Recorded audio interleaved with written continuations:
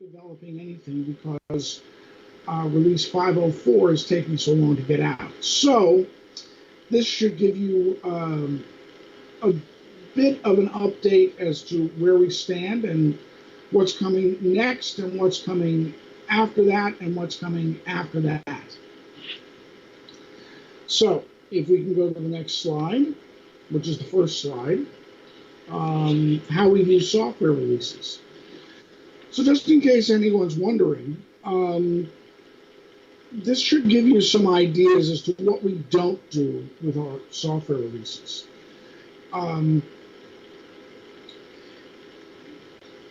It's important to us that we produce a finished product when it's released for general availability. So we don't put out software that we consider to still be in testing. Sometimes this means that the release takes longer than we would like it to take, but from our perspective, it's more important to put out a finished product than get something out quickly. We don't rush through a release cycle. There's nothing, we don't have anything like Mozilla's rapid release cycle where the goal is to just crank up version numbers. Our goal is to provide the best updates to the software that we have and to realistically number those updates as to whether it's a minor update or a major update. Next slide, please. What we do is test our software very carefully for regressions.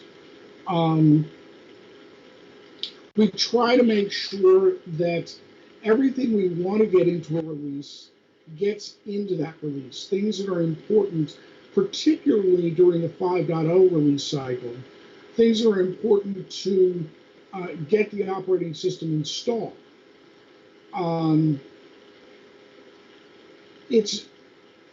You can't enjoy the operating system if you can't get it onto the hardware. So a lot of our focus has been on what we need to do in order to get the operating system to install. And if we have an update that will potentially get more users up and running, then we will hold off that update until it's ready to go so that we can get those other users using the operating system. This same concept holds true for the other things that we do, such as the package manager. There are lots of new features coming in the package manager, but until they're actually ready, they're not going anywhere. We're still testing. Remember, we have a very small group of testers, which means that testing may take longer than for companies that have 1,000 people testing at once. Next slide, please. Just to give you an idea when I'm talking about releases, major releases are 4, 5, 6, 7.0.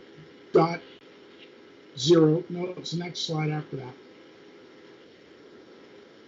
I'm watching in the corner of my screen the live feed. Release terminology, the fourth slide. Oh, it is up? Okay. A significant point release is 5.1, 5.2. We haven't gotten beyond the significant point release of 5.0. Bug fix and maintenance releases are the next digit. So we've gone from 5.0 in May of 2017 through 5.3 and we're 5.0.3 and we're coming up on 5.0.4. Next slide, please.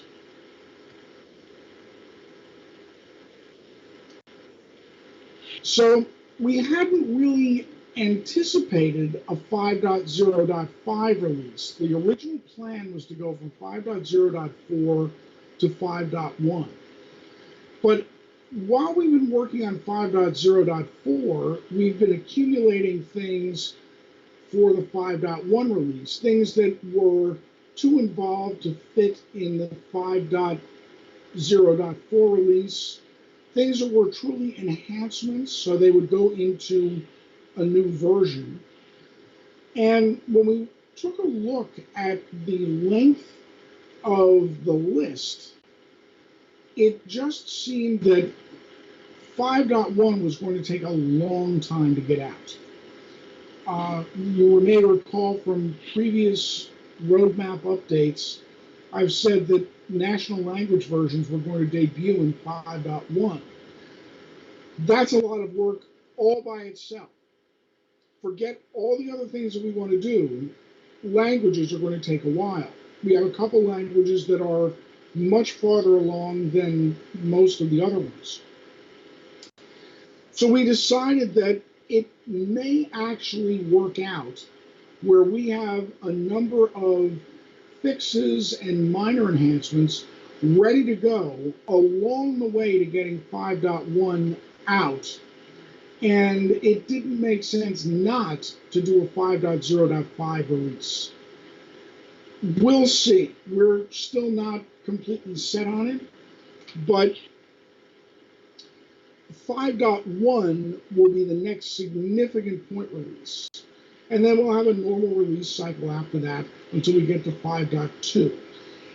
5.2 plans are not even on the board yet. So we're not sure what we're planning for 5.1 that will get deferred to 5.2, or what new things we would put into 5.2. That's all still coming up. Next slide, please. So major points for 5.0.4. Again, as I mentioned, installation focus changes. So we're going to have a number of enhancements that will make installing the operating system easier, particularly for hardware that is slightly, we use the term non-standard. It may actually be more standard today, but unexpected for OS2 and unexpected for MemDisk, which is the component that allows us to boot from DVD or from USB stick or partition, what we call alt boot. We now have the first update to that component since 2011 that deals with memory configurations where the memory holes are in different places than we would otherwise expect. So we were running out of available memory for the installer. And on those systems, we simply couldn't get the operating system to install. Now, that doesn't mean that you couldn't install the operating system on something else and then copy the installation over to that particular machine. But that gets to be rather tedious and difficult to get accomplished along the lines of a normal installation. 5.0.4 should be able to handle those situations much better. It's going to it will debut, the updater facility.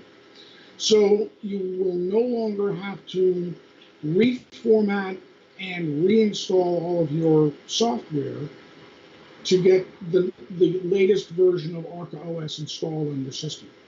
If you have ArcaOS 5.0 through 5.0.3, you can just boot from the installation medium and select update, select the partition that you want to update, and the updater will do the rest and apply the latest code fixes to what you have. It works really well. We've tested it quite thoroughly. We're confident that it's ready to go.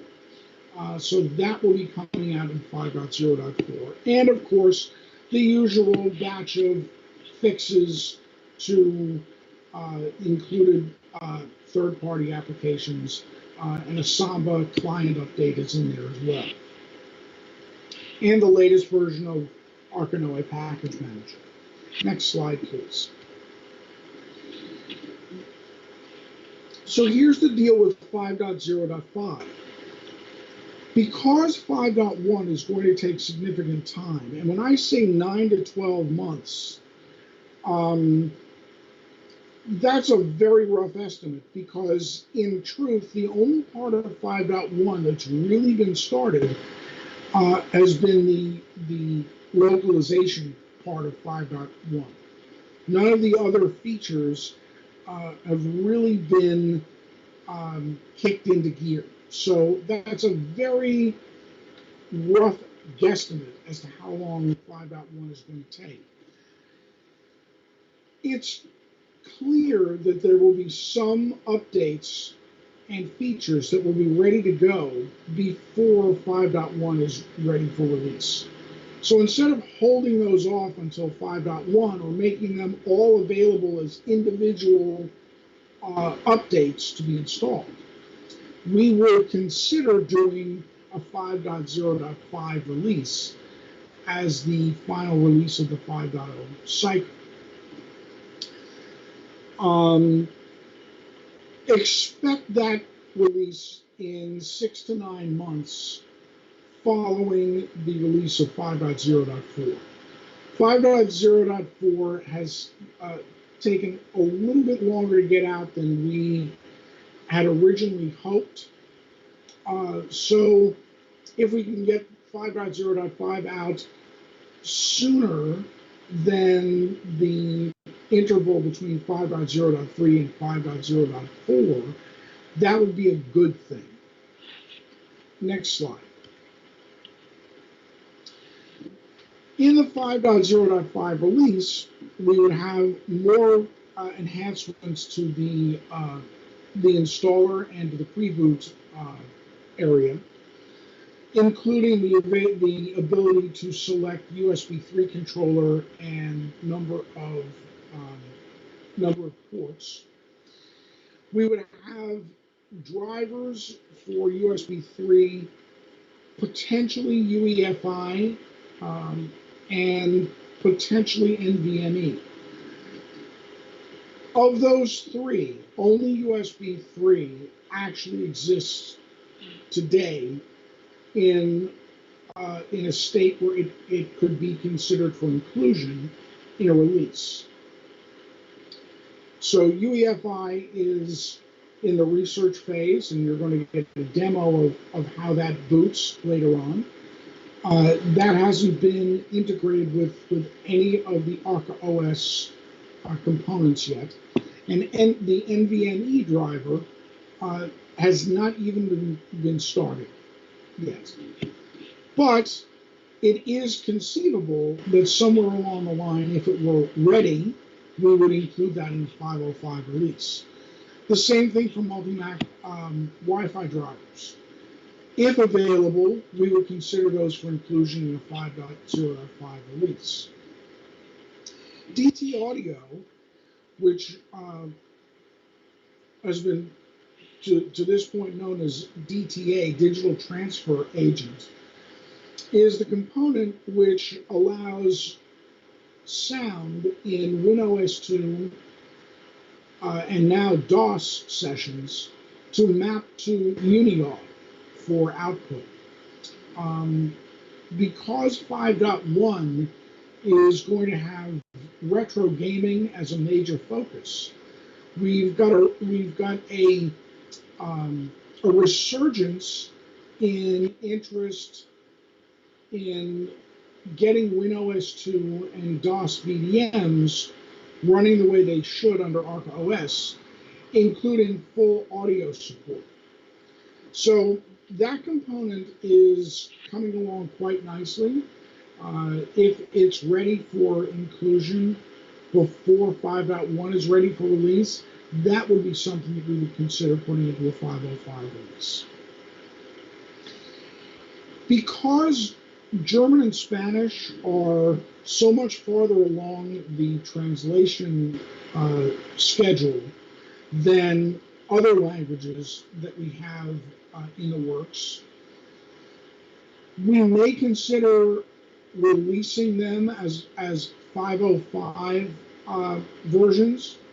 We're not quite sure yet. It depends again upon how far along those languages are at the time that we're ready for a 505 release.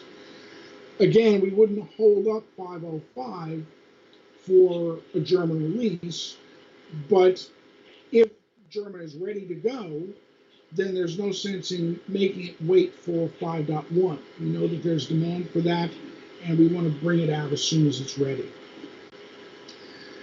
And of course, we would include updated Mozilla apps, bundled utilities, and we have some new games that we're going to be adding. If Qt5 is ready to go, or I should say but if Qt5 is ready to go, and if the new Qt5 based browser is ready to go, we would consider adding that into a 505 release. And that's the general logic behind the 505 release.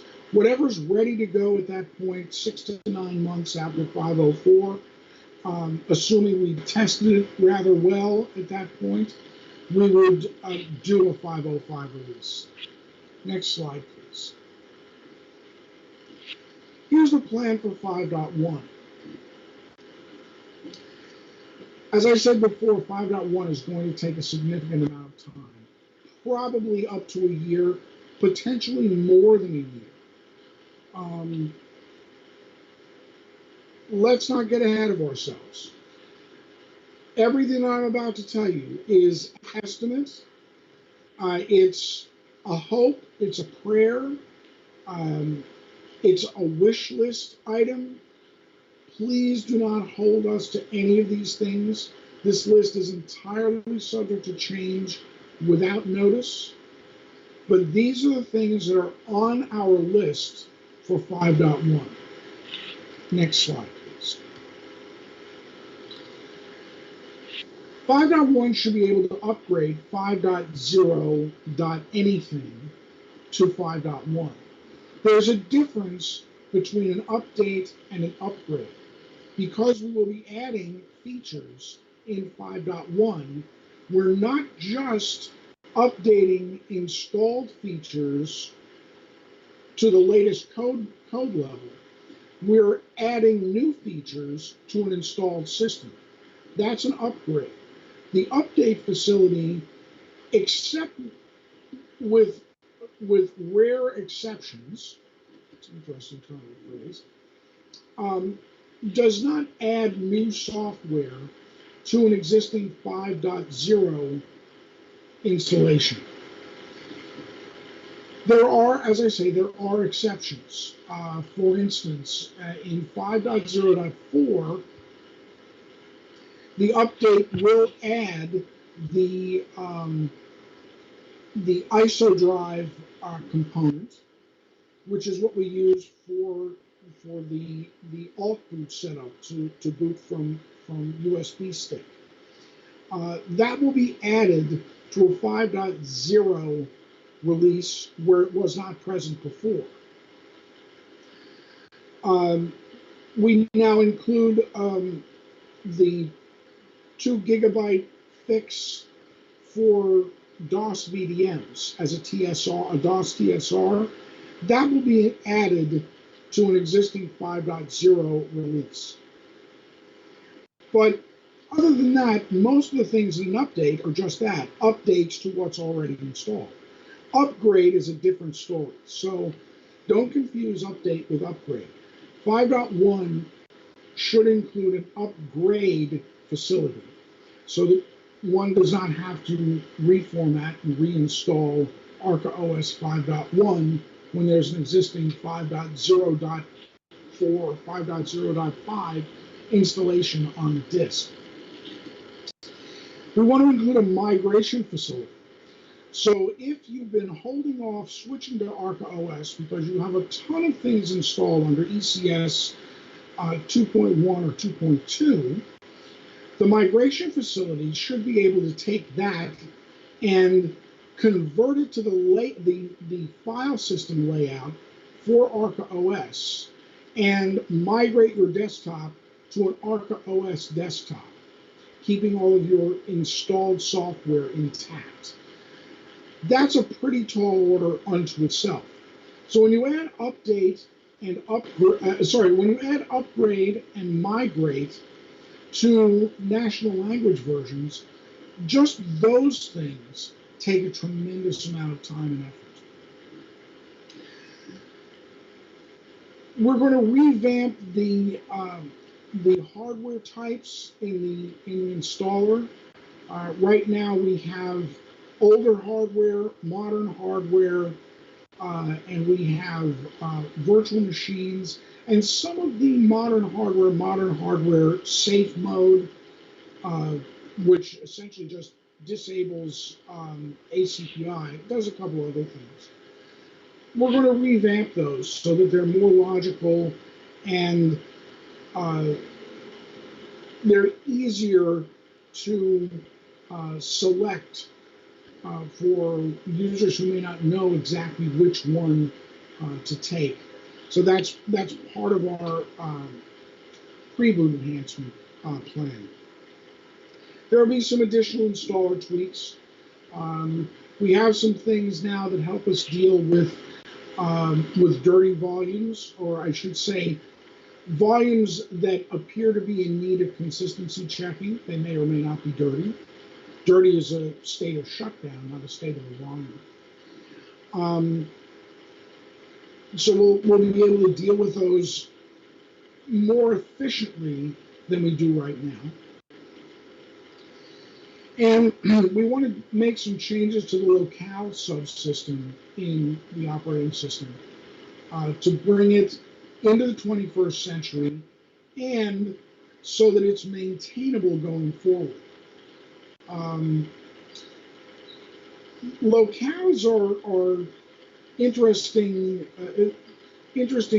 creatures, concepts, and they it doesn't appear that anyone outside of IBM has ever attempted to update that portion of the operating system.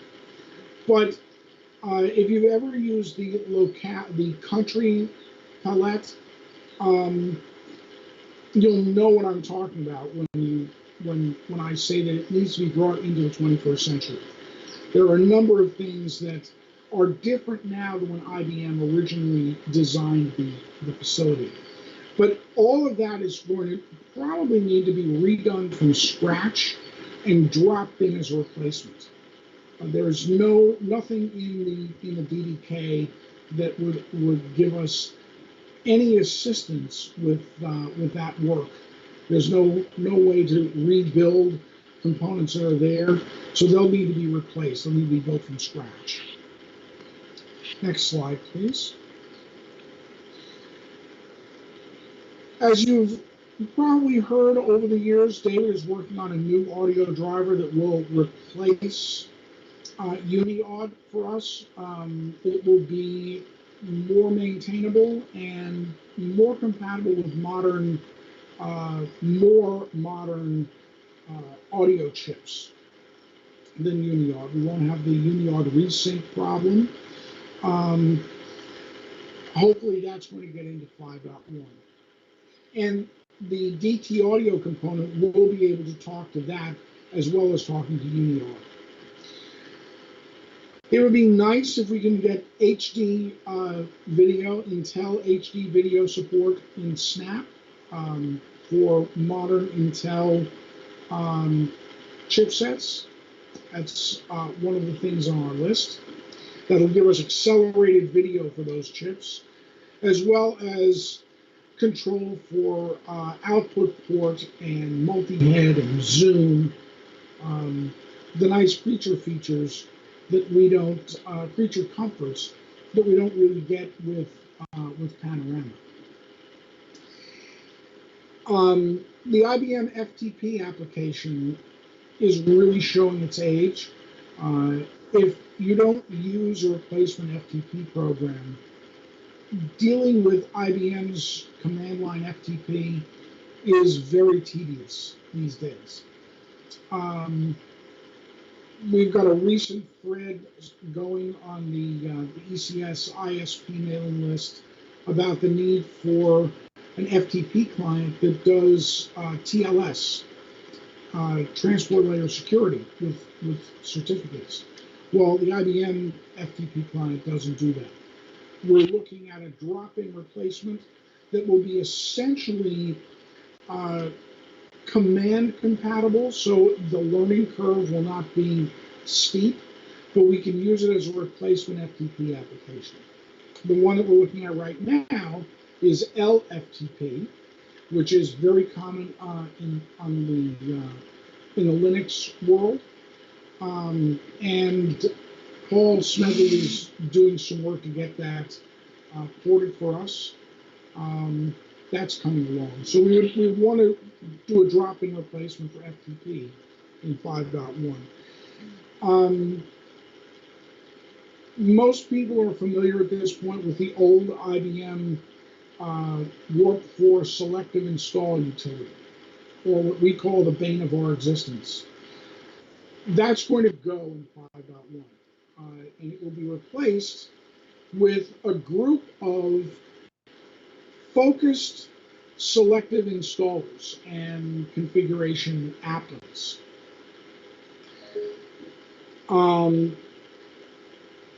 Those are in progress now. They're not ready for release yet, but they're planning to go into 5.1.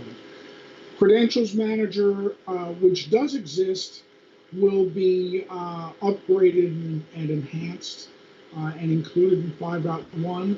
Credentials Manager is essentially was created as a Kerberos ticket GUI, but it should be able to be used for a number of other credentials as well, as a not as necessarily a secure password keeper, but a secure login keeper for Kerberos and NTLM v2 and NTLM v1. We want to bring the Samba server up to the same code base as the Samba client. So Samba 4 based server, so that the Samba experience will be more unified. Right now we have two entirely different Samba versions for Samba server and Samba client. So we want to bring those to a more unified experience. So we're using one configuration file that will properly handle both the client and the server, and the command structure would be the same for both. And we want to rewrite Arca Mapper completely. There are a number of shortcomings with the current Arca Mapper, and we really would like to redo that. That's going to take some time. That project has not even been started. It hasn't even been mapped out yet. Next slide, please. Printer Manager, we'd like to rewrite into something more comprehensive, I guess would be the word to use. Right now we have a number of different printer configuration utilities that sort of coexist in the printers folder. Some of them call other ones as external applications, but a unified printer manager would be really nice to have.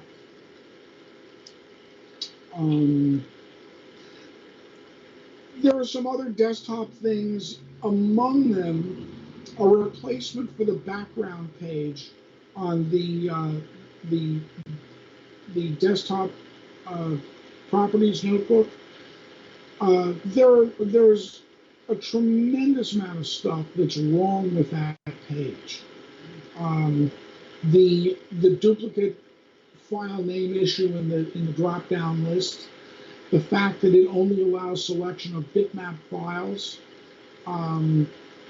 the fact that you can't browse with it, you need to sort of just type away and make sure you don't mistype something when you're looking for a background image.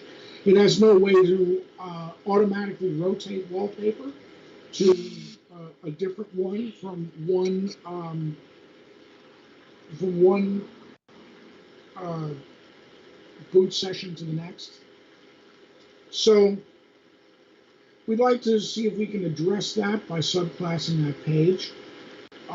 There are probably some other things, well, not probably, there are definitely some other things that we would like to do to modernize some of the features of the workplace shell that have gone a little stale over the years.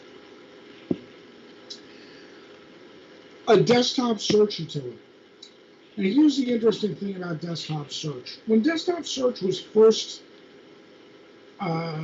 proposed, announced for any platform, it seemed to me like a bit of a waste of time. But, you know, as disks have become larger and our files have become more scattered, shall we say, sometimes finding a file that you want, particularly a word processing file, an open office file, or a PDF, and searching for a particular string has become tedious. There's a wonderful application called Recall. Yuri did the first port of this some time ago with a desktop folder for the search results, and it's an extensible framework, so you can add support for other file types to it. This would be a good desktop search platform for us going forward. And we would like to include that or something like it in the 5.1 release. Next slide, please. Is there a next slide? That's it. Okay. So that's kind of where we leave off with 5.1. 5.2 is probably going to have whatever is deferred from 5.1.1 will have probably a few of the things that are deferred from 5.1.0. And some of the major things would probably go into 5.2. But right now we're targeting 5.1 for the major enhancements that we have on our list. We'll see how many actually make it into 5.1 and how many we need to defer at that point. But that's the overall plan from here. We hope to get 5.0.4 out the door before the end of this month. We are that close. We'll see how close we are to that estimate. But we're just about ready to do our final beta for that. And that will, as I say, be an update to any installed ArcaOS 5 simply by booting from the installation medium and selecting update. And that's it. So do we have any questions? Apparently there are no questions. Well, that's a good job. Well, everyone, enjoy the rest of the conference. I'm sorry I couldn't be there this year. I am watching the live stream, and I'm with everyone in spirit. All right. Thanks.